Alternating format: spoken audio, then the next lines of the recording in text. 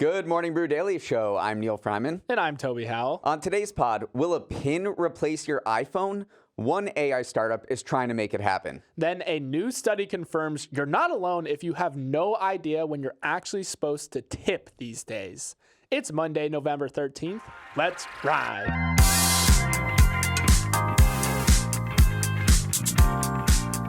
Toby, I know you're a big donut guy, so I wanted to inform you and our listeners that you can get free donuts at Krispy Kreme this morning. To celebrate something called World Kindness Day, the chain is giving away a dozen donuts to the first 500 people who come to each of its locations. So you could be the office hero today if you take a little initiative. My question is, if you're willing to give away 6,000 donuts, why not one donut for each of the first 6,000 customers? Then you get people coming in all day, and people who only get one donut are more likely to buy things from you while they're at the store. Whereas if you give people a dozen donuts, they're probably like, okay, this is plenty. I'm all set here. I'm just going to walk out. I think you're looking at it too much from a business perspective, Neal. That's why they're doing it. You're not looking at it from a maximizing kindness perspective. Oh. And I think if you give just one donut to people, then they're like, this wasn't kind enough. I didn't feel like I received enough kindness on World Kindness Day. So you need 12 donuts. That's what I'm thinking what went down in the Krispy Kreme boardroom. Wow. Okay, before we dive into the news, let's do a quick shout out to our lovely, lovely sponsor, Brex. Toby, I don't know if a lot of people are aware of this, but you're actually in the middle of founding a pickleball shoe company. That's right, Neal. And the hardest part so far, other than convincing people that pickleball is awesome, is staying on budget. From paying designers to buying inventory, it can be a lot. Sounds like you could use Brex. It has AI-powered alerts that ping you when it recognizes budget anomalies or overages, so you can keep yourself accountable. All right, Neal. See you on the courts then? Definitely not, but if you're interested in trying out Brex, head to brex.com today. Okay, let's jump into our first story of the week, and I want to talk about stocks. In what's been one of the sneakier rallies I can remember, the S&P 500 is up 9 out of the past 10 trading sessions, good for a 7.2% rally over the past 2 weeks. And daily call options, which are a sign of bullish future bets on the S&P 500 going up, hit one of the highest levels on record this month. As usual, it comes back to what's going on with the interest rates and bond market.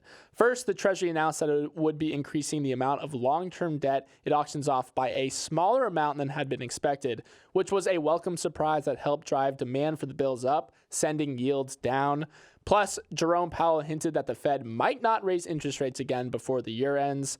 Now, all eyes turn towards the future where the market has two more crossroads to navigate. First is the October inflation report, which drops tomorrow. If that comes in cooler than expected, traders might start to fully believe in the end-of-year rally.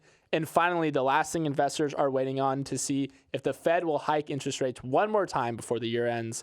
But the main takeaway here, Neal, is that the market has done remarkably well this year despite tons of uncertainty. The S&P 500 is up 15% year to date, and the NASDAQ is up over 32%. Yeah, we had this big rally at the beginning of the year, and then in the summer there was this slump, and now we're back kind of sneakily, as you said, with the S&P rising 9 out of the 10 last sessions. This is totally a bet on the fact that the Fed is done hiking interest rates. We saw that bond yields, which follow interest rates, spike to over 5%, which was the highest level in many decades. Those have fallen, and stocks have risen because of that. So, investors think that Jerome Powell has said his work is done. I've raised interest rates to 22-year highs. And our work is done here. Inflation is coming back down, and stocks are primed for a rally. One thing that really stood out to me is that people got way more bullish on the market in just a span of 1 week. So this stat comes from a survey from the American Association of Individual Investors. The share of investors who said they expected share prices to rise over the next 6 months jumped to 43% last week, up from 24% a week prior. So that's crazy. Almost double the amount of people are bullish over the span of a week, and it just goes to show you how much the markets kind of hang on every last word Jerome Powell's saying. There was another bullish report from Goldman Sachs who wrote, the title of their report was, "The Hard Part is Over." They are betting that there's going to be no U.S. recession, that inflation is going to continue to fall back to 2%, the global economy is going to continue to grow next year, and all major financial markets will do better than cash, which is not that easy these days when you can get 4 to 5% on cash. Remember, if we zoom out and we go back to the beginning of this year, more than 2/3 of economists at 23 major financial institutions expected the U.S. to have a downturn. That never really came to fruition. And then also economists surveyed at the beginning of the year said that they expected the unemployment level to reach above 5%. It's currently at 3.9%. So this is just a kind of come back around and check in on all those predictions and forecasts and see where we're currently at. And again, the market especially is doing a lot better than anyone expected. There was a little bad news last week, which was we didn't talk about because it came out on Thursday or Friday, which was Moody's, the credit rating agency, downgraded its outlook on the U.S. government debt to negative from stable. And if you remember, Moody's is the only one that still maintains a AAA rating, which is the highest rating for U.S. government debt. The other two credit rating agencies, Fitch and Standard & Poor's, have knocked the U.S. down to AA+, which is the second highest from the top. So that they're worried a little bit about U.S. government debt and our ability to repay that in this era of high interest rates. So the U.S. Treasury Secretary Janet Yellen and the Biden administration knocked that decision, but there is a little concern going around the U.S.'s debt levels. Okay, moving on. Last Thursday, we got to look at what a post-smartphone future might look like, and it looks like a pin. A startup founded by ex-Apple employees, Humane AI, released a pin that it thinks will be a smartphone killer. For $700 and a $24 monthly fee, you attach this pin to your shirt and use voice prompts to tell an AI chatbot what to do. No screen, no scrolling, no apps, just the pin. Humane's goal is to end the smartphone era by looking forward and backward. The backward part is the idea that we're all addicted to our phones, and by eliminating scrolling and screen time, we can be more connected to each other. The forward part is AI. If you think AI is this once-in-a-century tech innovation, then it probably isn't best used with hardware we've designed for a bygone era. If you have a free-flowing conversation with a really smart chatbot to look something up, reply to emails, take a photo, then maybe you don't need a bunch of apps cluttering a screen anyway. So time will tell if this pin will be a smartphone killer. I have my doubts for sure, but it still is a fascinating concept as companies race to develop an AI-first consumer gadget. Yeah, there's a lot to say about this. I'm going to start with some of the positives maybe, and I think they're going about the feedback sandwich. Yeah, feedback sandwich, the positives, negative, positives. I think they're going about the creep factor in the right way because a lot of this new era of computing where there's all these devices that some people are wearing AI devices around their necks. You have the Meta smart sunglasses, and you never really know if someone is recording you or not.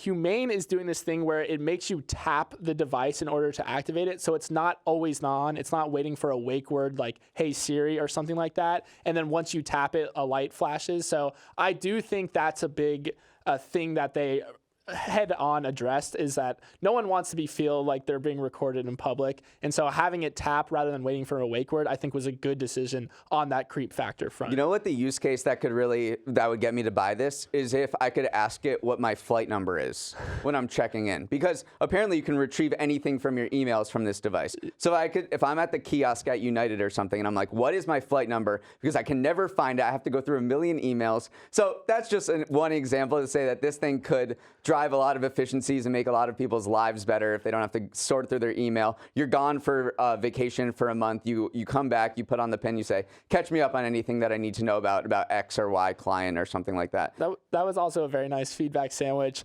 Also, one thing that is interesting to me is that holding up food to the camera, you can get nutritional information, and it's a little dicey on how well this actually works because even in the demo video, they identified how much protein was in almonds, and they kind of got that number wrong. But that's an interesting use case as well, that you're shopping in a store, you hold up a watermelon, you hold up a dragon fruit, as they put in their example video, and they say, is this good for me? You can just ask it a very conversational question like that, and it will kind of take you through the sugar content or something like that and say, yes, it is good for you or something like that.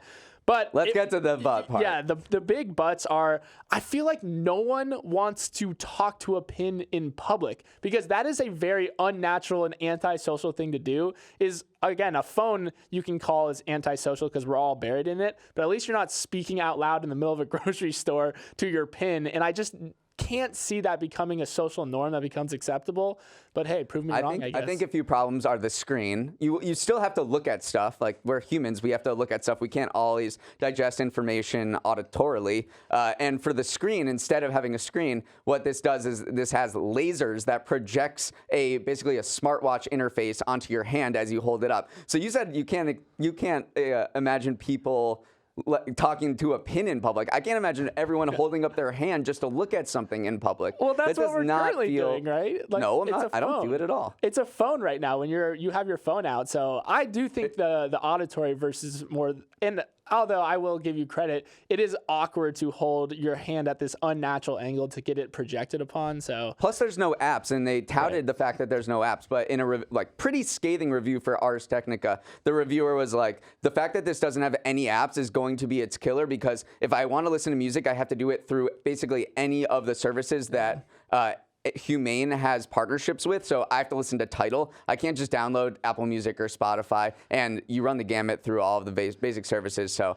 I mean, I think I can say we're both pretty bearish on this particular pin, but I do think something will come along that ends the smartphone, because it was not designed for AI. My pick is it's going to be glasses. Yeah, I want to try it personally. So $699, I'll break the bank for it. Jesus. For our next story, I want to talk about just how bad the new Marvel movie did at the box office. The movie from Marvel is titled The Marvels and stars Brie Larson as Captain Marvel. But no matter how many times they slapped their name on it, it couldn't capture the attention of moviegoers. It brought in just $47 million in ticket sales in the US and Canada this past weekend, which is the lowest ever for a Marvel release. But it's even worse when you consider it cost $300 million to make and market. Neal, this is the mighty Marvel we're talking about. From 2008, when Iron Man came out, it has pretty much been nonstop, banger after banger. 32 films across more than 15 years brought in $30 billion in total, accumulating in a $2.8 billion haul for Avengers Endgame. But how far the mighty have fallen. To be fair, the Marvels were dealt a tough hand with the actor strike hamstringing its ability to promote the film. But there's also a general vibe around Marvel right now that you have to have watched previous films or TV shows to know what the heck is happening anymore. There is light at the end of the tunnel. The actor strike is officially over, which means actors can go back to promoting their movies while eating hot wings or hosting SNL. Plus, Disney only has one Marvel release planned for next year, which means they might be able to prioritize quality over quantity again. But Neal, the L's keep mounting for the once untouchable studio. I gotta say, I was watching the Patriots game yesterday. This feels a lot like what the Patriots are going through right now. The total end of a dynasty. I mean, the New York Times review for this was the Marvels review. You've seen this movie 32 times before. And we totally have. I mean, there was just to talk about this, of the fact that this was a sequel. This was the worst performing sequel ever. It made $100 million less than the previous version in 2019, not even adjusted for inflation. No sequel has ever made $100 million less in its opening debut than this. So this is truly a horrific performance. Yeah, just like Billy Zappi. I think part of the problem is Disney Plus has just been so thirsty for new content to attract subscribers that they started cranking out just way too much content, way too much of these TV shows, which also resulted in this varying quality of visual effects as well. The VFX team at Marvel is spread so thin that they literally unionized after Quantumania, Ant-Man Quantumania came out.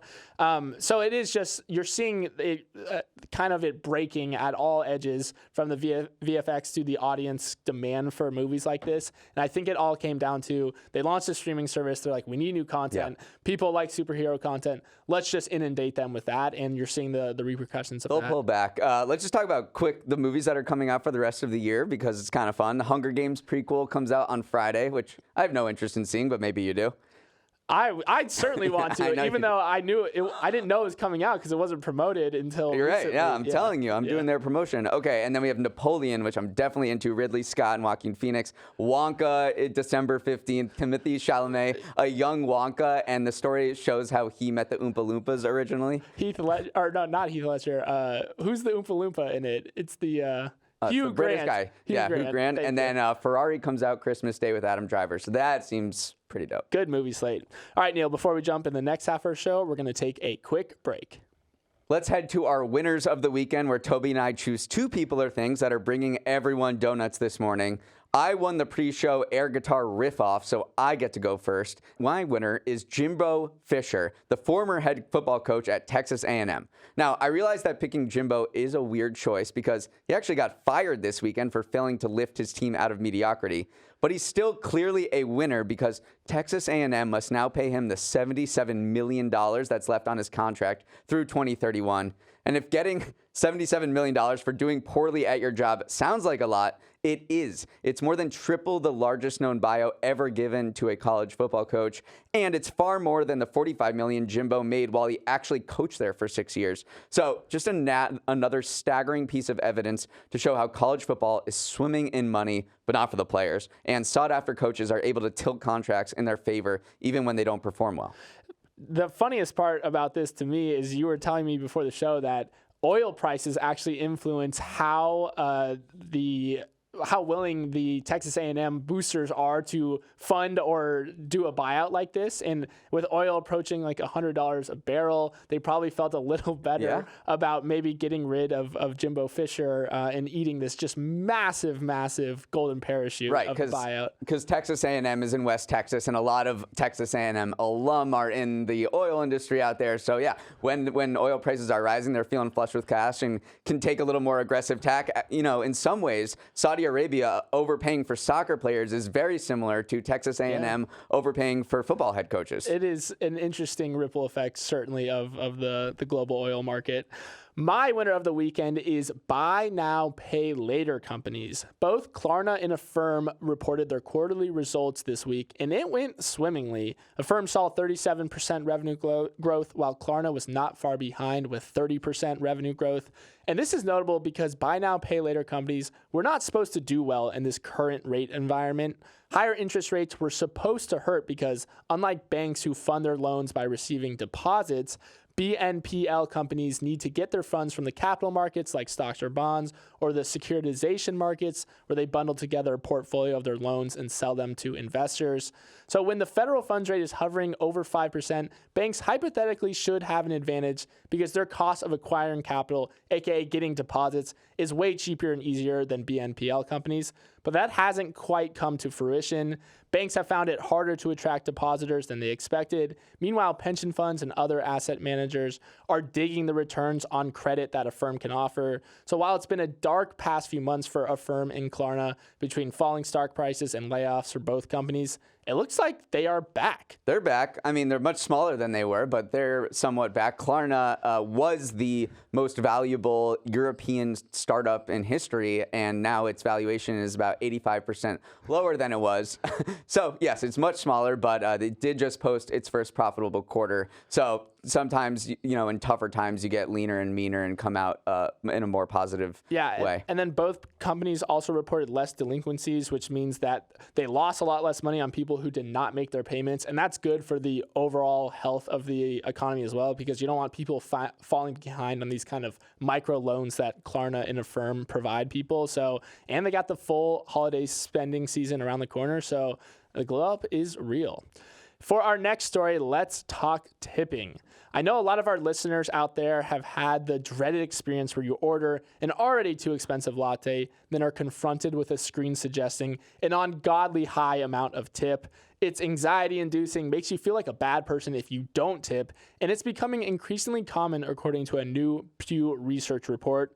72% of Americans say that tipping is expected in more places than 5 years ago. And even though we are being asked to tip everywhere from the coffee shop to the barber shop, over a quarter of Americans are still confused about what services they're actually supposed to tip for.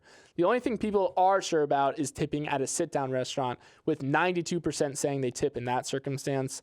Other notable tipping scenarios are 78% will tip when getting a haircut, 76% will tip when having food delivered, and 61% will tip when using a taxi or a rideshare service. Neal, tipping has become a whole lot easier these days, given our quick access to the calculator apps on our phone and the rise of those iPad checkout systems. But tipping norms are more metal than ever, as the Pew report shows. Do you think we're entering an age, or are living in an age, of tipflation? I think probably the case is I think it's a specific scenario, which is the fast casual restaurant, I think, and the coffee shop. I think that's where those kiosks have proliferated because everyone uses Toast or Square or all these POS, point of sale systems. And I think, we've always tipped for delivery, or we've always tipped for when you go out to a restaurant or at a haircut. I don't think those have changed in any significant way, but I think the use of this tech at coffee shops and at fast casual restaurants is where people are feeling a little more uneasy, because they're not, they're just kind of ordering a bowl of food, or just someone pouring a drip coffee or making them a coffee, and they're just, they're a little confused about how to tip at those specific locations. And I think that has kind of created an aura of confusion overall. I think tipping has gone from a way to reward service to a more of a social norm. So the difference is now there's this pressure to conform to this new tipping culture. So now societal pressure has become the main driver of tipping, rather than just rewarding someone for good service. So I do think that's where the breakdown happens, where is it good service if, yes, someone just poured me a coffee? You want to reward people for doing if they're in the service industry, but now it's not necessarily something where you think they poured their coffee better than someone else. You just feel obligated to, because of the pressure that you feel from society at large. So I think it's a fine line, but that's where a lot of this anxiety is coming from. See, I don't think there's that much more anxiety than there has been. I think we've always talked about tipping as American society. I remember there's a Seinfeld episode from the 90s where George gives a tip into a jar, but the guy who works there isn't looking. So he's like, what was the point of that? So he reaches into the jar to take it back out. And then, of course, the employee turns around and they have a whole discussion around tipping and what the point is. So I think this is just... Put that on Neal's tombstone, by the way. There's this Seinfeld episode that... I just wanted to show that. Yes. I don't think all this anxiety around tipping is anything particularly new. I think these kiosks are the big thing. And when you get prompted for a tip for a self-checkout thing, then that is, I think, what bugs people. But for service industry workers, it's a big deal to obviously get a significant tip. Okay, let's hit the preview of our week ahead. Probably the biggest event happening this week is a face-to-face meeting between President Biden and Chinese President Xi Jinping at a summit of leaders in San Francisco.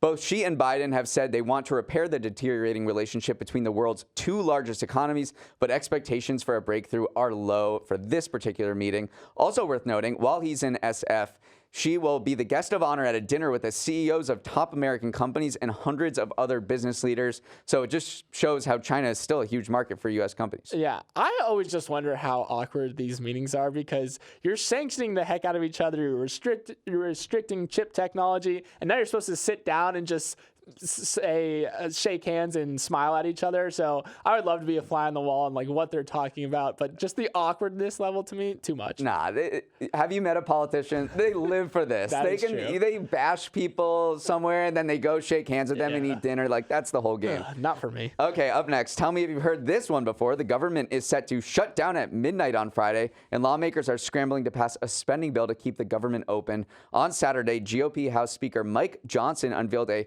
very complex plan to fund the federal government through the winter. A vote could come as soon as tomorrow, but again, it's facing opposition from both Democrats and Republicans, so we'll see what happens. I can't believe we're having this conversation again. Also, Mike Johnson still feels like a made-up politician to me. So great to have an AI-generated speaker navigating us through another funding standoff. Okay, on the earnings front, it's retailers' time to shine. Walmart, Home Depot, Target, and Macy's will all share their Q3 reports and give us an update on how the American consumer is doing. Given that consumer spending accounts for 3/4 of the entire U.S. economy, it's going to be a big deal. And so far, as we've talked about many times on this show, Americans are still shopping their butts off even during a period of very high interest rates. We were in Central Jersey this weekend and saw an absolutely jammed-packed Home Depot parking lot. So this is me predicting Home Depot will do well based off of one parking lot in Central Jersey. Okay, let's go to the world of sports. The big event to look for is F1 in Vegas. Yup, Formula One is returning to the Strip for its first Grand Prix in 4 decades. It should be a massive party. And once again, all eyes will be on the Sphere. By the way, ticket prices and hotel prices are plunging at the moment. So if you've been eyeing a last-minute trip, maybe not the worst idea in the world to pull the trigger. I do think this is a bit of a not make or break it event for F1 in the U.S. because interest has definitely waned since the boom times of when that Netflix series came out. So this is where the rubber meets the road, and hopefully they can get it back on track. It's just not competitive. This guy Max Verstappen wins a race every single time he gets behind the car, so it's just not that interesting to watch. But luckily, I mean, when you have something in Las Vegas, the competition itself is always the sideshow, so maybe it makes sense. But yes, I'm pretty bearish on F1 after the hype during the pandemic. It might have been a low interest rate phenomenon. Okay, finally, entertainment-wise, the final season of The Crown will premiere on Netflix on Thursday. Heard great things about the show. I know Emily loves it. Not sure if I can catch up before Thursday, but I think it's in my top 3 to watch list. Yeah, our producer Emily was talking about before the show how she tried to log on to her Netflix account, realized she was kicked off the family plan. So I do think when a big show like this comes back, you will see Netflix's password sharing crackdown. A lot of people kind of come to Jesus moment and say, oh, wait a second, I got to get my own account now. I totally can see Reed Hastings be like, we had a great Q4. We got 5 million more subscribers after The Crown premiered. Yeah. So that was your Reed Hastings voice right there? Totally. Yeah. I know exactly what he sounded like. I heard him talk many times. Okay, we've got to end our show there. Have a great start to the week, everyone. Remember, you can become our pen pal by writing to Morning Brew Daily at morningbrew.com. The inbox is hopping these days, which we love to see. Let's roll the credits. Emily Milliron is our editor and producer. Samantha Velez is our associate producer. Uchenna Ogu is our technical director. Billy Menino is on audio. Hair and makeup graciously volunteered to wait in line at Krispy Kreme. Devin Emery is our chief content officer, and our show is a production of Morning Brew. Great show today, Neal. Let's run it back tomorrow.